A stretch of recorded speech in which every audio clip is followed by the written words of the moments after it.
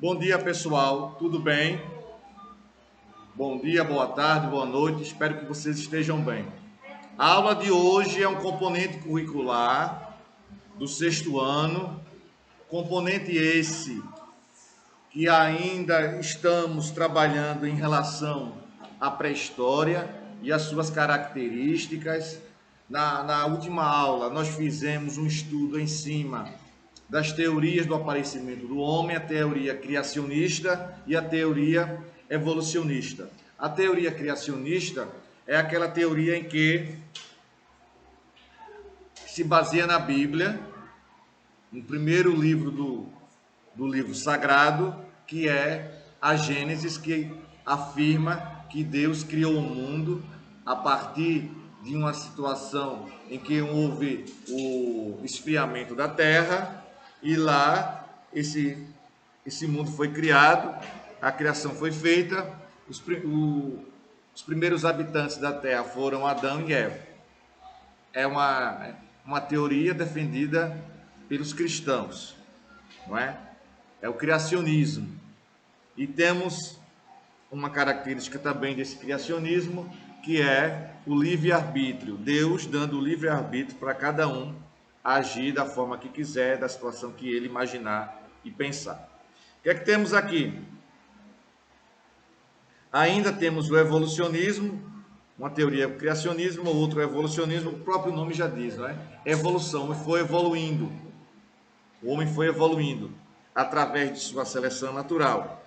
E nesse evolucionismo também vamos encontrar cientistas que defendem essas teorias, como sendo um deles Jean-Baptiste Lamarck, que vai defender a lei do uso e do desuso, que prevê quanto mais as estruturas físicas e orgânicas do corpo forem usadas, mais condições são geradas para a evolução.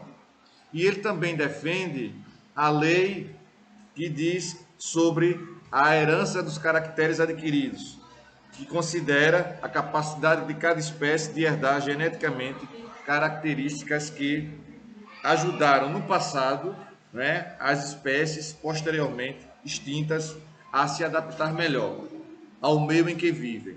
Ele quer defender o que com isso? Ele quer defender que o ser humano ele tem essa capacidade de se adaptar até mesmo às dificuldades, a um clima ruim, a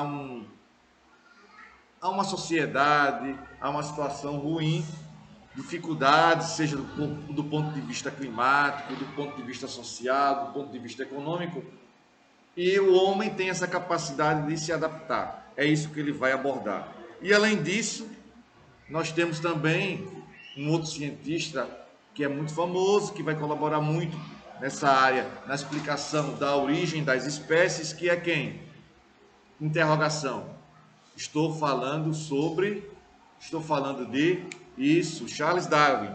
E Charles Darwin vai dar uma contribuição após ele realizar uma viagem pelo mundo, confrontar seus dados pesquisados, científicos, fazer observações e chega à conclusão em cima da teoria da evolução do homem, que a gente já estudou, e vai escrever uma obra chamada A Origem das Espécies, lá em 1859, e começa a defender sua teoria, não é?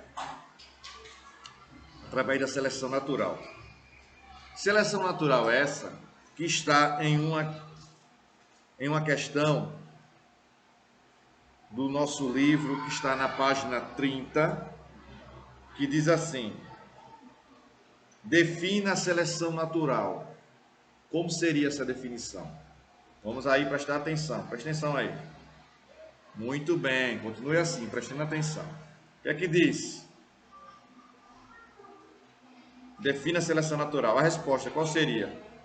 A seleção natural consiste em uma maior capacidade das espécies de se adaptar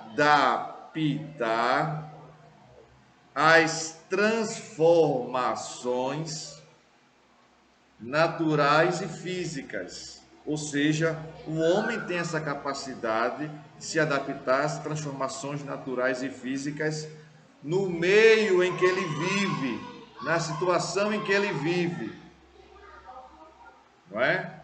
Isso na página 30. Na página 31, temos uma continuação desse exercício com referência ao quarto quesito. O que é que diz aí esse quarto quesito? O biólogo francês Lamarck contribuiu com duas leis que ajudavam a explicar o processo de evolução das espécies. O processo de evolução das espécies. Sendo assim, explique essa situação. Ou seja, você vai explicar a lei do uso e do desuso e a lei da herança dos caracteres adquiridos. Como é que está aí a resposta então? Como é que seria a resposta então? A lei da herança, desculpe, lei do uso e desuso. Letra A lei do uso e desuso. A resposta, desculpe. Agora sim, defende que, anota aí, muito bem, pega o lapisinho, bonitinho. Defende que, vírgula, quanto mais estruturas físicas e orgânicas do corpo forem usadas, mais condições são geradas para a evolução. Entenderam?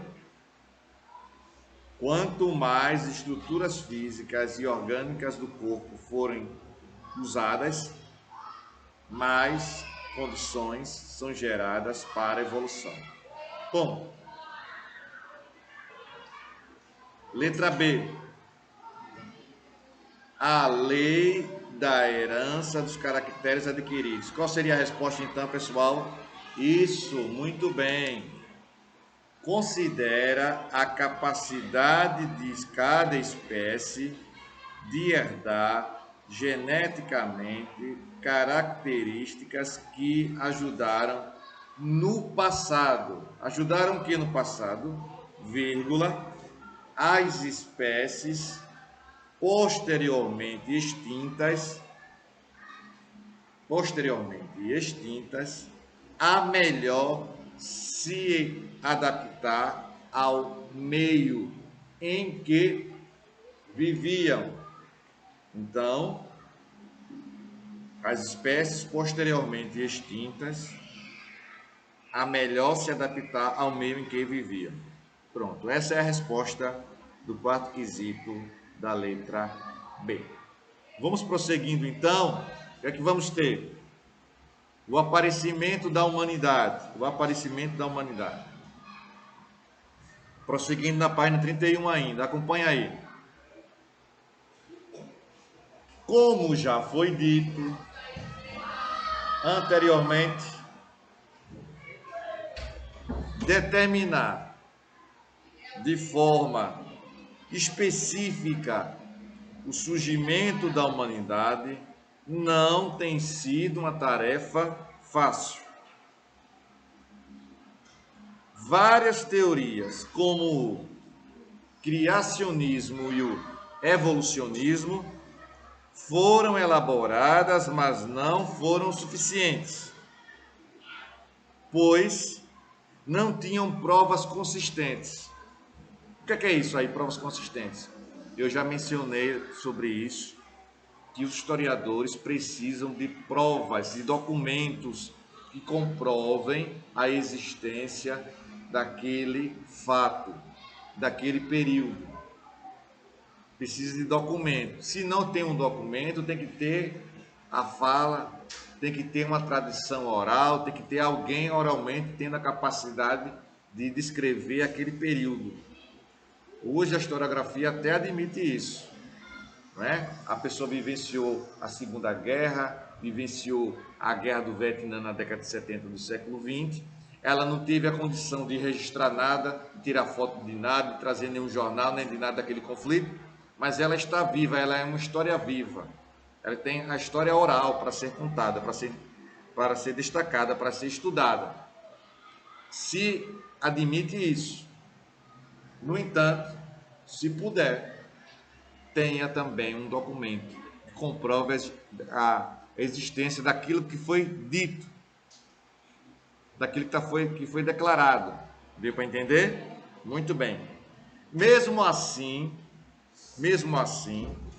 buscou-se estudar os primatas, os primeiros hominídeos, a partir dos conceitos estabelecidos por Darwin e sua teoria da evolução e da seleção natural dos seres. Uma dessas espécies foi a dos hominídeos. Os hominídeos, antepassados do homem contemporâneo, é isso aí que significa hominídeos. Antepassados do homem contemporâneo, os nossos antepassados. O homem, os primatas são chamados de hominídeos. É preciso que você que está no 6º ano tenha essa noção e muito cuidado com o significado dos termos. Eu venho já batendo nessa tecla desde o início das aulas. Qualquer dúvida, sempre me pergunte o significado dos termos, que às vezes os termos do conteúdo no sentido histórico, não é? O significado histórico da palavra, ele pode ser diferente de outras situações, de outras ciências, por exemplo, não é? O que é que temos aqui então? Hominídeos, antepassados do homem, ainda na página 31, se diferenciavam das outras espécies, inclusive dos macacos, pela sua capacidade de alterar o meio em que viviam. Segundo os cientistas, a ordem de evolução dos hominídeos foi a seguinte: hominídeos. Agora nós vamos conhecer os tipos de hominídeos. Deu para entender? Havendo essas subdivisões que os historiadores tanto gostam.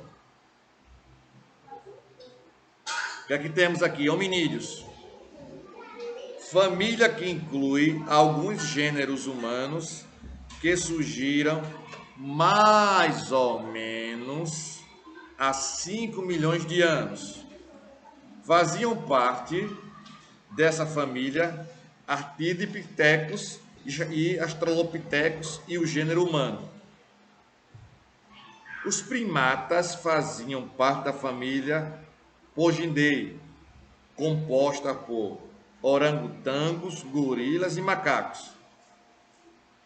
Portanto, o homem não descende do macaco, e sim de um antepassado em comum com os primatas. Não é?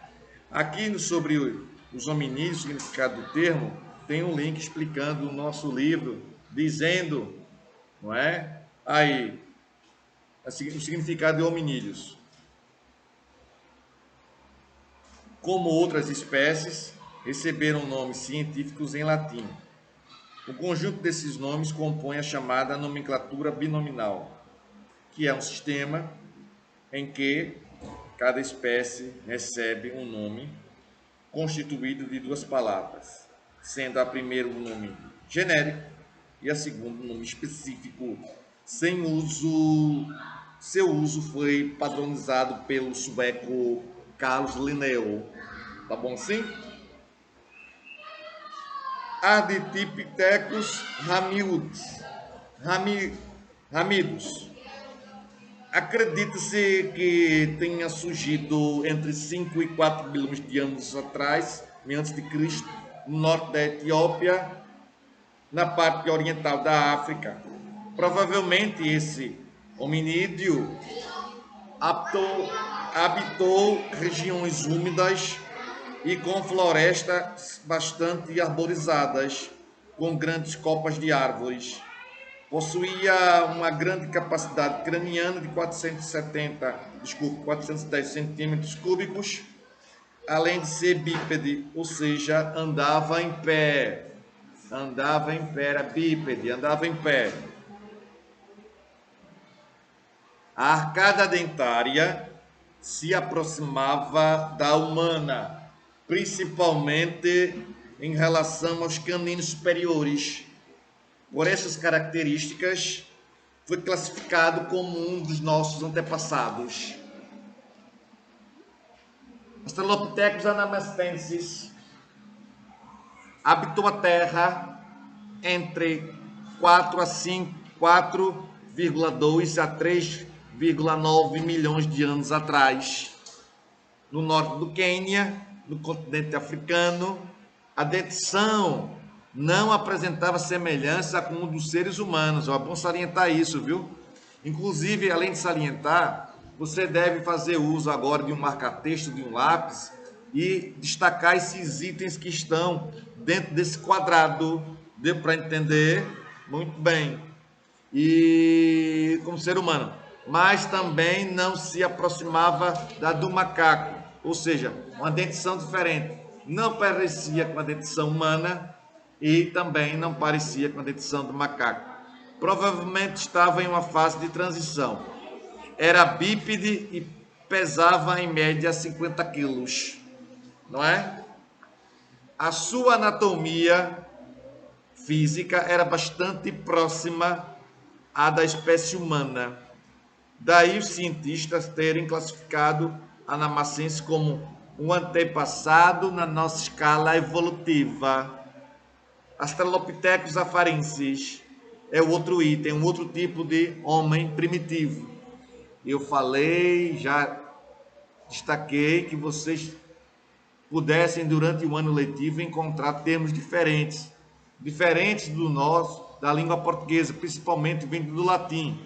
É claro que nossa língua também tem uma influência da língua latina. Possui capacidade craniana maior, cerca de 450 centímetros cúbicos, o afarensis, o que propiciava maior inteligência e, por isso, melhor adaptação ao meio em que vivia. Era bípede. Homo habilis, considerado o primeiro do gênero Homo, viveu entre 2,4 e 1,5 milhão de anos antes de Cristo. Foi encontrado na Suazilândia, país do continente africano. Possuía braços longos, era bípede e caminhava de forma ereta. O que é de forma ereta? De forma reta. Claro que essa caminhada de forma reta não vai acontecer do dia para a noite, tem um prazo, tem algumas etapas a serem vivenciadas. Deu para entender, meus queridos? Muito bem. Além de, ainda estou na página 32, viu? Além de ter uma capacidade craniana similar à do Australopithecus. Acredita-se que foi o primeiro hominídeo a produzir cultura, construindo ali seus primeiros utensílios para melhorar sua condição de vida. Os principais instrumentos feitos pelo Homo habilis foram a base de osso e pedra lascada, o que determinou uma das divisões da pré-história chamada Idade da Pedra Lascada, ou seja, Paleolítico Inferior. Paleolítico significa o que, professor? Isso, Idade da Pedra. Idade da Pedra, tá bom? E esse Homo habilis, ele se alimentava de frutos e raízes, mas também de carne, sendo um hábil caçador. Homo erectus habitou a Terra entre 1,8 milhão e 300 mil anos, sendo encontrado em todo o continente africano. Os cientistas afirmam que o Homo erectus, quem iniciou a expansão para outros continentes, foi ele, segundo os estudiosos. Sua estrutura física evoluiu, passando a ter uma altura média de 1,60 m e de ter 70 quilos, além de possuir uma capacidade craniana de, em média, 1.000 centímetros cúbicos. Ele também era bípede e ereto, vivendo em cavernas, além de se alimentar de frutos e raízes e carnes. Ali, ó, frutos, raízes e carnes, porque ele já começou a dominar o fogo, matando os animais, inclusive carne assada, ainda na página 32, pois foi responsável pela descoberta do fogo. Olha aí, indo agora para a página 33. Produziu utensílios e ferramentas de madeira, além de armas para caça. Também usava peles de animais para se aquecer, não é? Na página 33, continuando, nós temos aqui, estamos observando o Homo neanderthalense. Espécie viveu na Terra entre 230 mil a 30 mil anos, tendo habitado parte da Europa e o oeste da Ásia. Possuía um grande cérebro com uma caixa craniana de cerca de 1.700 centímetros cúbicos, um dos maiores entre os antepassados dos humanos. Também era bípede na forma ereta e possuía um nariz bastante volumoso, não é?